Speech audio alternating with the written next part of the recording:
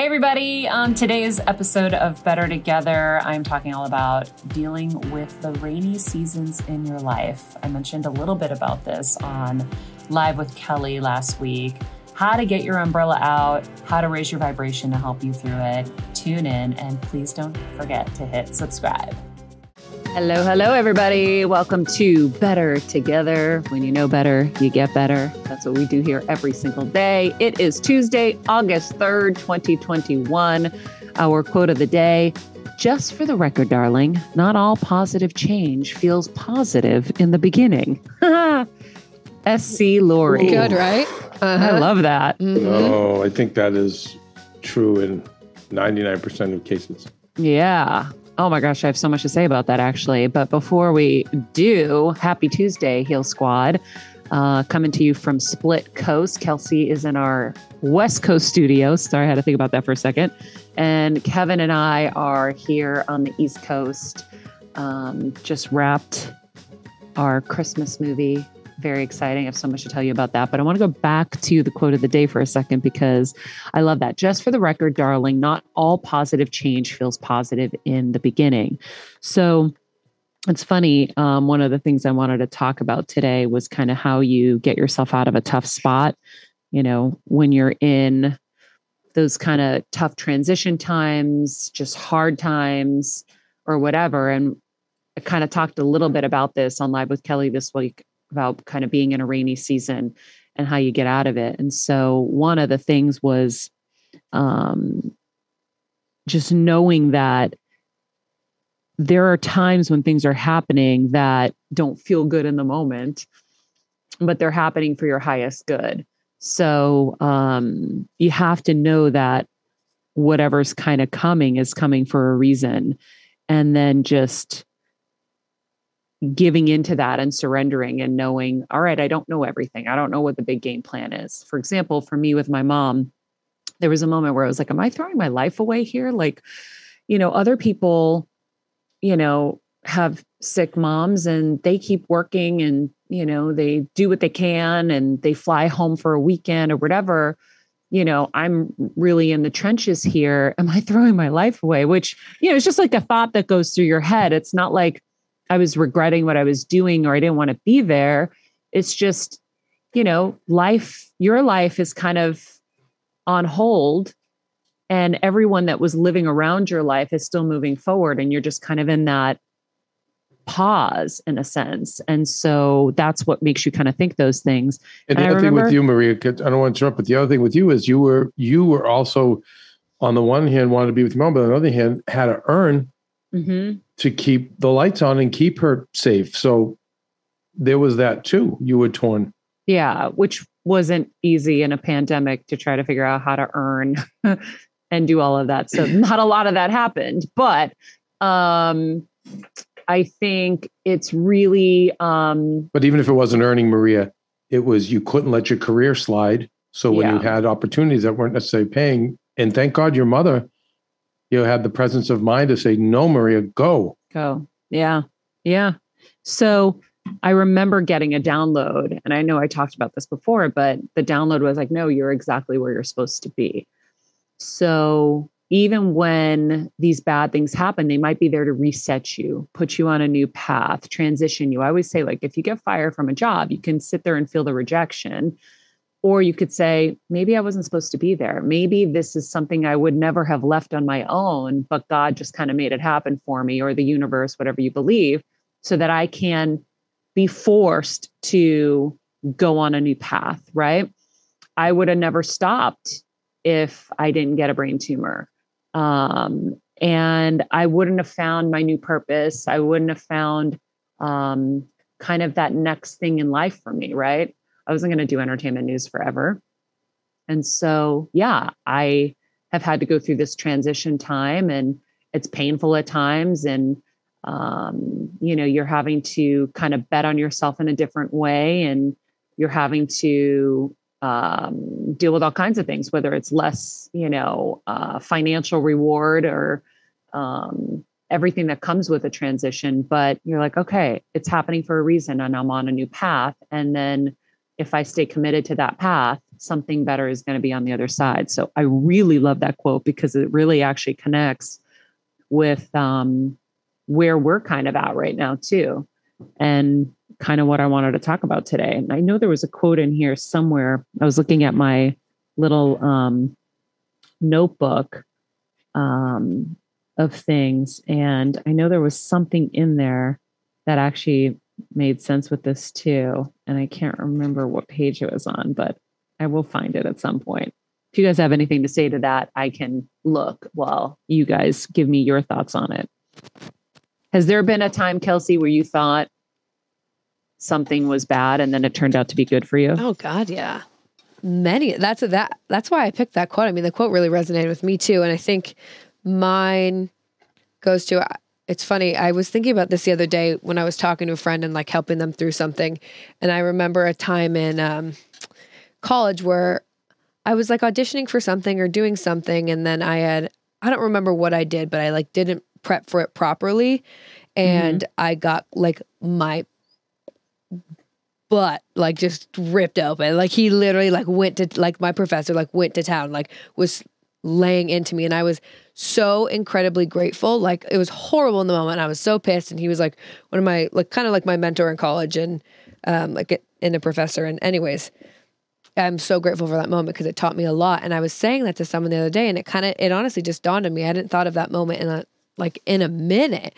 And I was like, thank you, John. Like, because so you can still look back at that and be like, he was awful. He was rude. And like, he was laying into me, but like I was really grateful and I wouldn't change it for a minute. So yeah, in the moment, no, it didn't seem like a positive, good thing. Right. But now I'm like, yeah. But it was because you didn't prepare properly? I don't remember the exact situation to be completely honest, but it was like I was auditioning for something and I hadn't done one thing because I thought that I was like, no, I'm good. I didn't need to do that. I don't remember like the exact, and he was like, Kels, you're really like, you're incredibly gifted, but you have to, and like, that's still like is a thread in my life now. Like, and that's what I'm pulling. Yeah. I'm trying to pull it out of you, Kelsey. Yeah, no, I know. And I'm like, I really wish I could remember the exact, but no, it's a thread. Like now it's like, you can't just get away with like your charm and like the fact that you are good. You had to like do whatever it was. And I was like, yeah.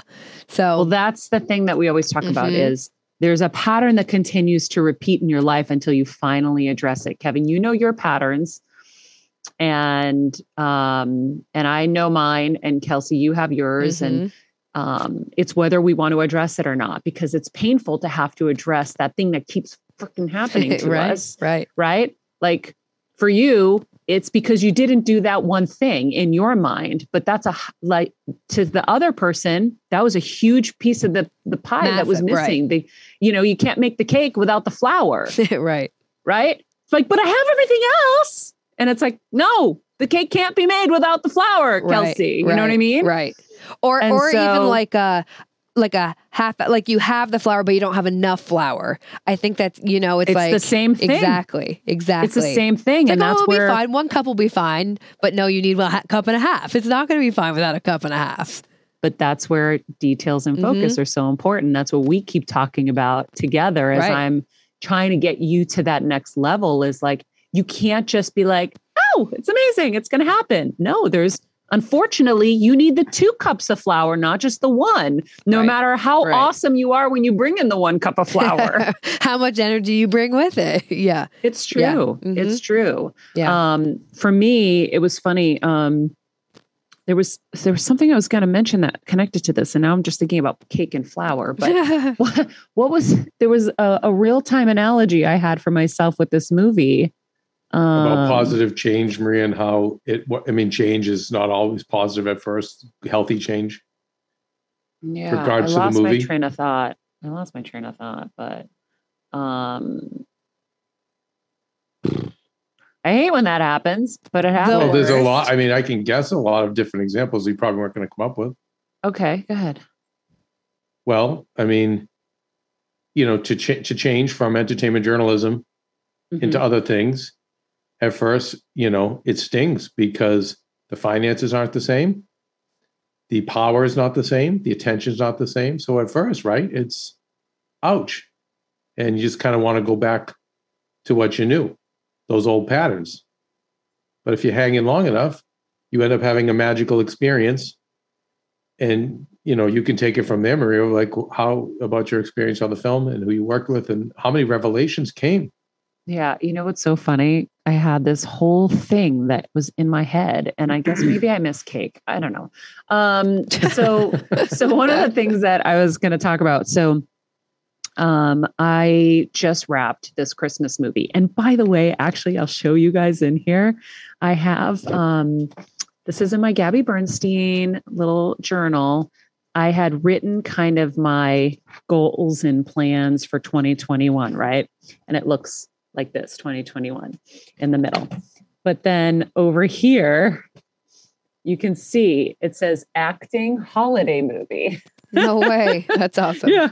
And so I've talked about this before, but I love these like visualization, these journals, these vision boards, because you can go back and you're like, oh, that actually happened. And a lot of things did happen off of here. And it reminds you, I think what's so hard in our kind of hustle culture and our achievement culture to ever be content with what you've done. And I know that's been a big thing for me throughout my career. I'm always like, okay, made New York Times bestseller list. Holy shit, amazing. Okay, what's next? And so you never really get to sit and be present and enjoy the wins. So now when I'm looking back and I'm like, oh, okay, this year has been good so far. Like I actually have accomplished a lot of things and moved the ball forward. But the movie has been so interesting on so many levels, because yesterday we had dinner, and it was the producer, the director, and Ryan McPartlin, who's a producer on it and acting in it, who's the reason that I ended up being a part of this. And I was like, I can't believe I didn't cry on the last, it was 7 a.m. when we wrapped, but I was like, I usually just bawl hysterically when I have to leave one of these sets. And it just hit me this morning that acting ended up being my kind of escape from entertainment news. So I would be able to go off to these sets and have these amazing experiences with people and have fun, whether it was the Fantastic Four or One Tree Hill or Kicking It Old School, and then the smaller parts that were more day parts. But I would go and have these incredible experiences that were like a little foreign, because in the entertainment news world, it was really hard and not nice generally. Like I had a lot of incredible experiences, but there were some toxic experiences, a lot of toxicity. And so I got to leave and go have fun and get to be me and like be happy. And then I would cry because I would have to go back into these environments. This is the first time I didn't have to cry. And it made me realize that these last few years, between being on this kind of getting better journey with all of you on Better Together, or the work I've done with, the Tony Robbins, but really the Ester Hicks and the Gabrielle Bernsteins and all of that. And then the healers that I've worked with through this show, I've really put myself in a position where I've healed and I've manifested all the right things in my life. Right. So saying no to all of that helped me say yes to everything I really wanted. And what I really wanted was just to be fully me. If you recall, I said to this kinesiologist I was working with before I had surgery, he's like, how are you doing, kiddo? And I'm like, I'm just dying to be me. And I was just dead. I was done. I didn't even want to be here anymore. And that's me, who's like full of life and very happy and positive. I was just cooked because I felt like I had 10 steel toe boots on my neck at all times. It was just people holding me down, people, wanting to hurt me, but really they were there to teach me a lesson about giving my power away. And I've done that forever. And so that's why that problem just kept manifesting and kept happening. And now I've manifested only incredibly positive experiences. I have not had one work experience that hasn't been just magical and amazing. And this Christmas movie being yet another. And we'll talk about that. I think this week we're going to get Jana Kramer and Ryan McPartlin on the show. And we're going to talk about so many kind of deep things because we were all going through stuff. And this was such an amazing experience for us to be able to put ourselves in this vibrational place of good, positive energy, happy. I mean, Christmas movies, that's why I've wanted to do one for so long. That Christmas spirit is so special. That's why we always want to kind of start putting our trees up earlier and keep them a little longer, because you just want to extend that loving, warm feeling. And we had that on that set. But it was kind of a big moment for me to realize, oh, I'm not crying because I'm not going back to something that's not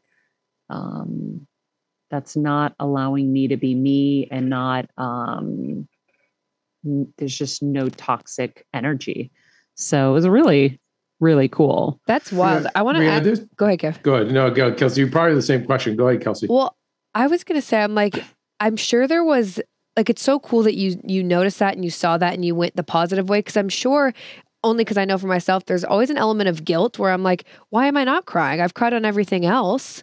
Like, this was a really special. I did think that. Right. So I'm curious how you shifted out of that and into like being like, oh, wait, you know what? Actually, no, this is a positive thing.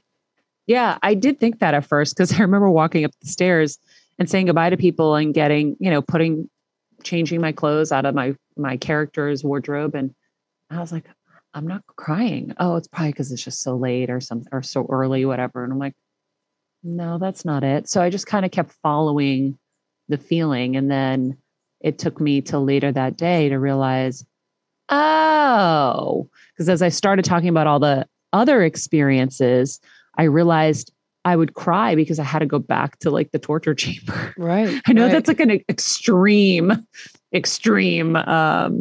way to put it, but to me, that's how it felt. It felt very torturous to have to leave a place that allowed me to be me, and people were happy and positive and kind and generous, to people who were telling me the sky was pink when it was blue.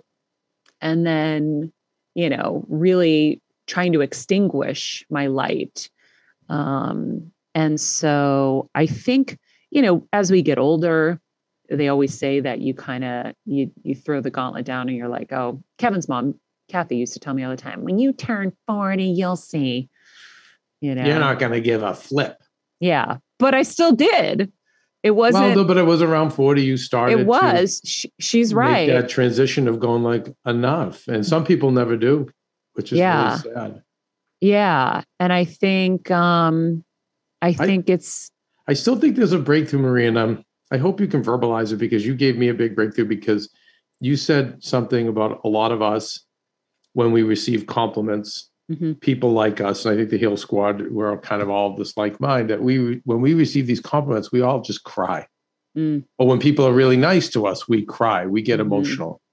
And I know Ashley Daniels, who we work with, it's her birthday today. Happy birthday, Ashley. And I sent her a long message about what she means. And same thing, she started to cry. And I'm not saying it's a bad thing, but you actually educated me through your therapist about why we tend to cry more than other people in those moments. Do you remember? Because it really helped me. I don't really remember, but I can give you whatever I feel right now in response to that. I think there's a couple things. I think one, and we were kind of talking about it yesterday. It was like the puppy dog syndrome. When you're a good person, you're like, well, why don't they like me? I'm nice. Like, why? And the reality is, and Ester Hicks taught me this too, is you're counting on other people to give you what you need to just have inside of you on your own. You're nice, which is why you're like, how come you're not being nice to me? But what if they're in a bad vibration and they're not people who have worked on themselves? Why are you counting on external forces to feed your internal? Right? That's where we go wrong. We go wrong when we are entrusting another person to know our heart, who we are. And to me, I've done it my whole life, where it's like, well, how do they not know me? I'm really easy to figure out. I'm really nice. And I'll do anything to help you and anything for you to be nice to me. Why is this so hard? Well, because I'm giving you the power now. And if you are not of like mind, are not in a good place, And by the way, they don't need to be anything to you. They don't need to be nice to you. Then you're now giving away your power, but also you're laying it in the hands of someone that may not even deserve that right to tell you who you are, right? We had one of the housewives on the show, and she's like, you got to know who you are so other people don't tell you who you are or who they think you are. Wendy Osefo. Mm-hmm. Thank you. So it's really that. And I think that all of us just want to be loved and rescued and, oh my God, this person sees me. And it is an incredible gift to give someone to see them. And I know that when you haven't been seen, it's something you always give because you wish somebody would give it to you. We're really good at that in our world here. But the truth is you need to see you, and you need to just stand straight, and that's it. And when you're going through these tough moments, it's like, I think you have to realize that line that I learned at Tony Robbins, like, all I need is within me now. And you stand up and you pull yourself up by your bootstraps and you say, I'm going to figure this out. I'm smart. I'm resilient. I'm strong. We keep going through different evolutions of these rainy moments in our life. Like I said on Live with Kelly this week. And just when I think I can't do it again, something comes in, but it only comes in because I'm doing the work to get it to come. Right. So I did this Soul Sync meditation the other day. There's an app now. Soul Sync used to be on YouTube and I loved it. Dr. John Amaral gave it to us, but it's on this app called Breathing Room, and I really love it. And so it's like a 16-minute meditation. They guide you through hum this, think that, touch your fingers as you breathe in and out. There's a couple different things you do. And man, you feel so good after. Actually, you feel like you slept. And it renews your energy. It really connects you again. And from there, you give your affirmations and you just, like for me, I just kind of floated after. And then I looked in the mirror and I was like, you got this. Like, you really can do this. Like, don't be afraid. And through all the work that I've done, and like, if I look at all my notes, it's like fear disconnects you from source, right? The presence of fear just means you're disconnected. So you got to figure out how to connect yourself again. And the way you connect yourself is by thinking good thoughts, feeling good feelings. Like last night, I played cards with my dad and some friends. And I was like, okay, I want to manifest all of these kind of good feelings. How am I going to do it? I'm going to go play cards and have fun and like feel good things and give myself that good zhuzh inside my heart that I'm getting to have fun with my dad. You don't know what tomorrow brings. And so I'm going to take those moments and really enjoy them. And then I'm going to keep channeling all this good energy. But that's all inside of you. You can't be looking to other people to do that. But there are ways you can use people as a tool. For example, one of the other things I learned from Esther Hicks was one of the best things you can do if you're feeling down is hang out with somebody you don't really know well. And I loved this because when you hang out with somebody you don't know well, you're not bringing any charges into the room, any judgments. And now you're going to vibrate in a higher place and have a really positive experience with this person, right? Because you guys are just so excited to see each other. And it's like that first time, it's like the first time you click with somebody, right? It's like butterflies pop out, whether it's romantically or just as a friend. So you can use people as a tool in trying to connect yourself as well, which is kind of cool. I'm going to try to find that in my notebook here because I thought that was a really good one. Yeah. Let's see. How do you, Maria, though? When you said that at first, I was like, ooh, because you hang out with someone you don't know well, and maybe they're like, I don't know, I'd be scared that they're like a vampire or like someone that you don't want to necessarily like be giving your energy to, That was my first reaction. I was like, ooh, that You know what I scares kind of me. think, Kelsey? Huh. I wonder if it's because you're almost you're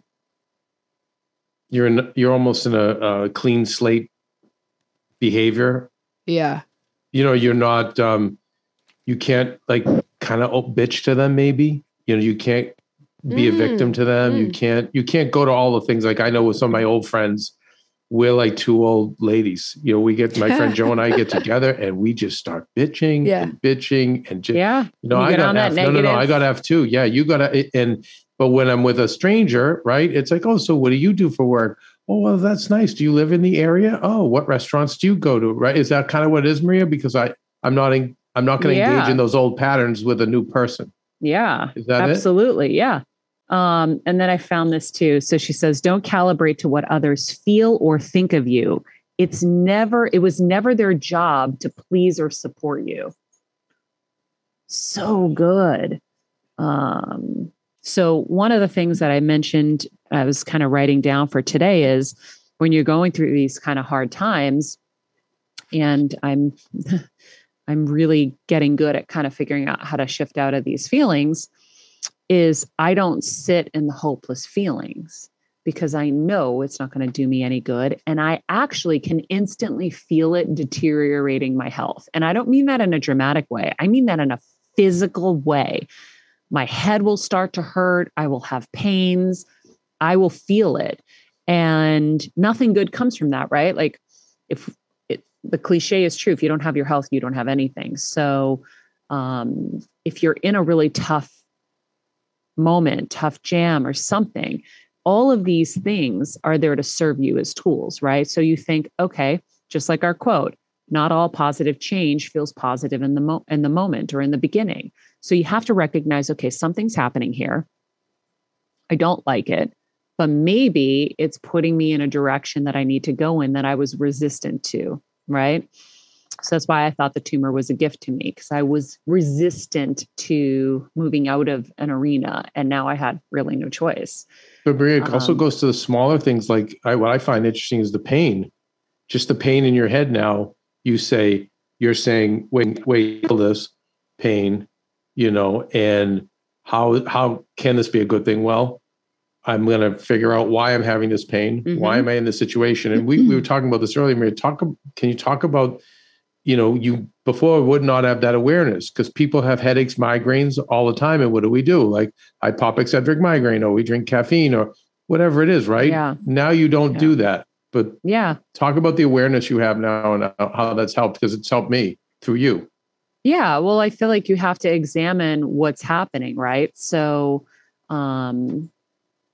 it's for me, I'm like, oh, that's just the alarm that I'm not handling this well or as well as I could be. So I quickly realized, okay, what were like the pillars after surgery? Okay, nothing is worth my health, like nothing, because I never want to be on that hospital bed again. So how am I going to avoid that? Oh, okay, I'm going to shift out of this and I'm going to know that everything's happening for a reason. Everything's happening for my highest good. I'm going to surrender to the universe because the universe knows what's going on. I don't. I'm just this, you know, spirit having a human experience. And really, none of this really matters, right? This whole life, it's like we put so many stakes in it. And the truth is, when you get a devastating diagnosis, it all puts it into perspective for you. When you're in that hospital bed, you're like, wait, none of this stuff mattered. What was I doing? Why was I so stressed? Why did I have so much anxiety over these things? If I just realized that what life is really about, and it's really about what you want to make of it, right? Like it's about how you want to pass your time. Someone said that to us once. I don't remember who it was. Do you remember, Kev? I don't, but I do remember the quote. Yeah. The discussion. Someone said, life is about how you want to pass your time, right? We just have a short amount of time here and we're just a little speck. If you haven't listened to our episode with Deepak Chopra, please do. It was the most unbelievable episode I feel like ever. And he just talks about like how small the Milky Way is, and Earth is a part of the Milky Way. And we're just like a teeny speck. So we're these little specks that we're making, you know, into these huge, huge things. And I just think that if you think about what's going to be important to you on that hospital bed, it's who you love, being with them, having memories, and that's really it. Now, it doesn't mean that we don't want to achieve, right? It doesn't mean just kind of like, okay, cool, let's like not do anything. No, I still want to achieve and I still want to do great things here, but I'm not going to do it at the expense of my spiritual, emotional health, any of that. I'm going to push myself to be greater at all times. And there will be pain points with that, but I'm not going to compromise my health. And there's that fine line, right? So for like the young people listening to this, it's not the, oh my God, I had a hard day at work today and I'm just, it's just not worth my health. No, it's not that, because those are your opportunities for growth. Those painful moments are your opportunities for growth. But then there's that next level when you know that it's not you avoiding growth, it's you in a toxic experience and just, it not being worth it. Or, it's not worth it when you have absolutely no life. And for me, I was on a plane 24/7. I was, working 7 days a week, and that was great. It got me to where I had to go, but I couldn't sustain that forever. And that's another distinguishment, right? I think, Maria, like, you do it for a time. And, for me, I don't regret all of it because it put me in a position financially where I could take care of my mom. It did put me in a position where I built my career and my brand. So now I can make choices in a different way. And that's what you see, like, other people who are successful, then they can sit back and make different choices. The hustle doesn't have to be as hard in a way, but you have to be able to make those discernments. Oh, I was going to say, Maria, I think because, we all hear about health is the most important thing. And we've heard from people on their deathbeds tell us these things, and yet we don't listen. Mm-hmm. I think what really resonates is, when you have a rash all over your body that they can't get rid of. Mm-hmm. Or when it's, for you, it's now today, when your head's really hurting you, that's when I think it's taking those moments to say, wait, something's not right. I'm not spending time with the right people, or dissecting everything. What am I eating? Who am I spending why is this happening? And I think that was toward the middle to the end of your journey. And that's where, with more awareness, which we didn't have, it would have been like, okay, let's pump the brakes on this, because something's wrong here. And what I'm watching you now, and I see when you will say your head's hurting, you don't just say, oh, just give me an Excedrin migraine, or let me have a coffee, or you're pausing and saying, something's what's wrong around me that's leading to this, and how do I fix it? Yeah. Yeah. And so you have to be able to follow those kind of signals and see, like, have I been spending, and it is about consumption, whether it's physical consumption, emotional consumption, spiritual consumption, and where are you malnourished, right? Like, sometimes I just need to go to church. Sometimes I just need to be in nature. Sometimes I do need to meditate. I really needed to meditate yesterday. And you just need to know, there's a chemistry in our bodies and in our minds, and you have to just keep tweaking the chemistry. And that's what we do on the show every single day. We're learning things so we can tweak our chemistry. But, on the other side, what I was saying before, my dad always used to say, tell me who your friends are and I'll tell you who you are, right? Tony Robbins said, your life experience is directly related to the expectations of your peer group. So when you look around your peers, like, who is in your circle, who is in your daily life, are they pushing you to be greater?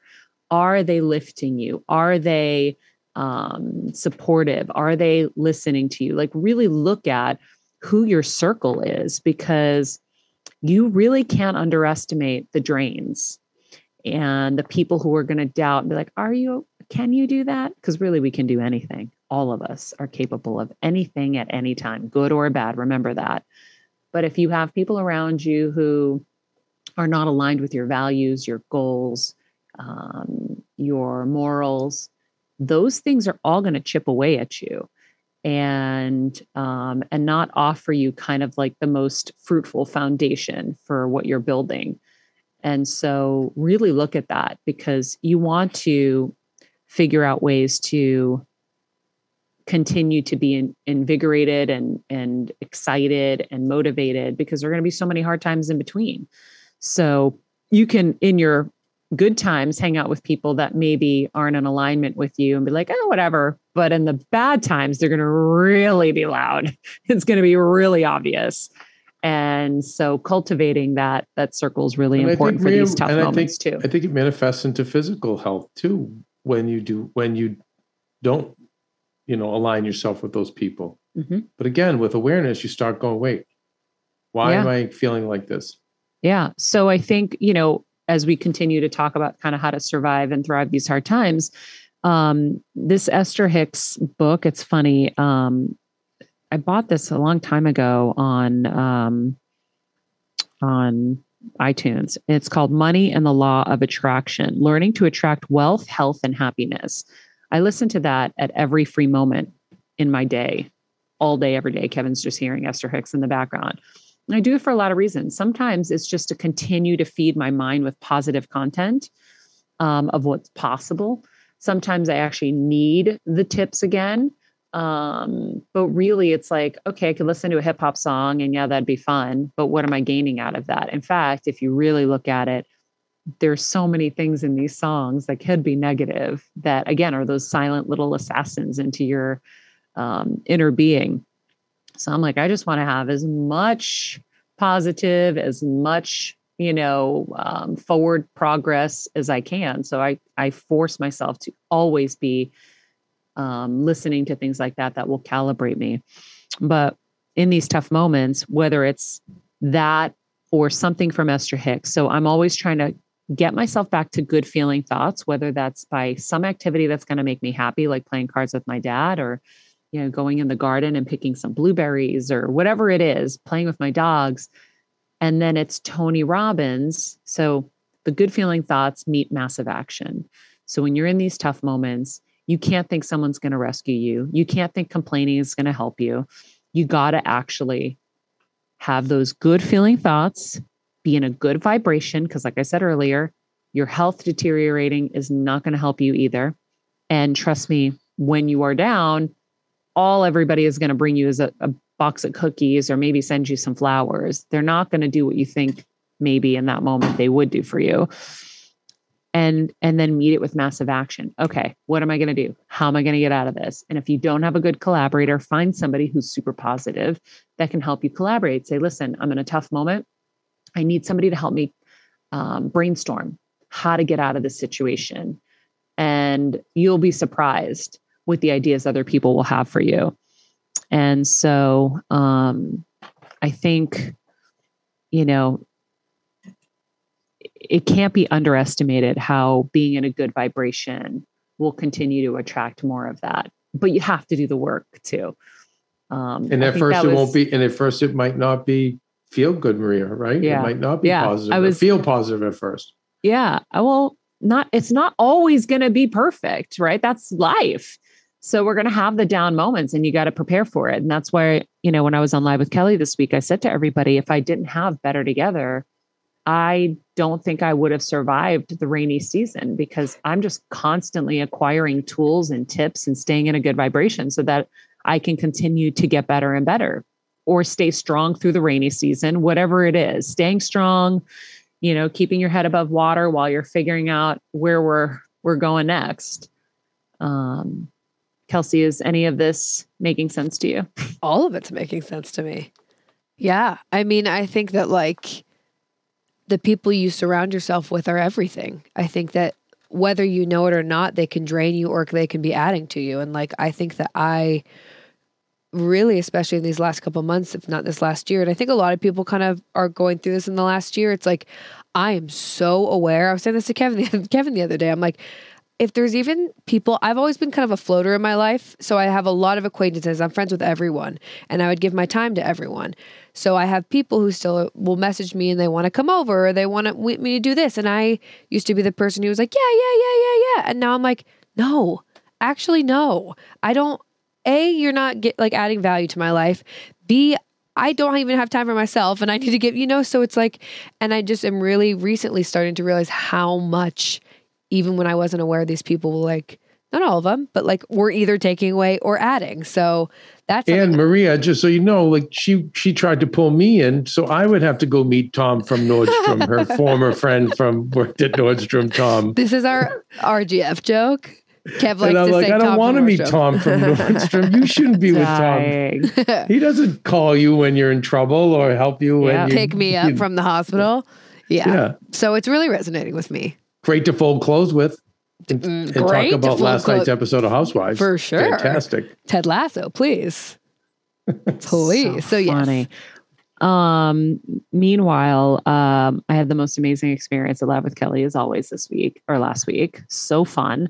Those workouts, by the way, were killer. Yeah. Like Jen's killer. stuff is wild. I didn't know the other girl. I want to start following her, but I know Jen. She's crazy. She was so sweet. She brought me like her, she has a company she created called Pop Flex. So she brought me a water bottle. We have another water bottle in the house, Kelsey. Love it. Water bottle number 482. And her workout gear. And just had this like beautiful note in there about how she's always wanted to meet me and whatever. It was so sweet. But I hadn't known that when I walked by her dressing room. I was like, oh my God, hi. And so I brought her into my dressing room and we were chatting. And then I read her card when I got home. I was like, oh my God, so sweet. But the workouts were killer. That first one with Jen, I felt like I was rocked the rest of the day. Isn't that so messed up? My legs were burning so bad. You know, they say you get the lactic acid buildup. Yep. Oh, that happened like instantly. And I'm like, I do some squats here and there. Like, this shouldn't be so hard. No, it's crazy. Crazy. No. Have you tried them yet? Well, no, but I was just going to say, I surfed for like 3 hours on Saturday and I was dead for the rest of the weekend. What served mean? Surfed, like a surfboard. Surfed. Yeah. And I'm just like, wow, I'm just relating in a sense. I'm like, I'm an athletic human, but like, unless you are really like on it always, damn. Yeah. Damn is right. I was like cooked. And then when I went into the second one with her, she was with Cassie, Blogilates. It was cool. But now I'm like, okay, if I do this, and by the way, anybody who's listening, if you just go to Live with Kelly and grab those 2 or 3 workouts from that week, because even Simeon Panda did an ab workout. That was a little more straightforward. So, and I am blessed with good abs because I have a trim physique. Like he said, you can see your abs. Everybody has abs. It's just what's covering them. So mine are always kind of popping no matter what. So I don't have to worry about those as much. But I've been trying to do I click on the Live with Kelly link and I watch them and I do them just for the amount of minutes it's on. Because I'm like, if I just do that, even if it's just 5 minutes a day of those, I'm going to have a massive difference. Anything you do more than what you normally do is going to make a difference. So that's my thing. That's what I've been doing. I love that. So I'm going to start surfing every day then.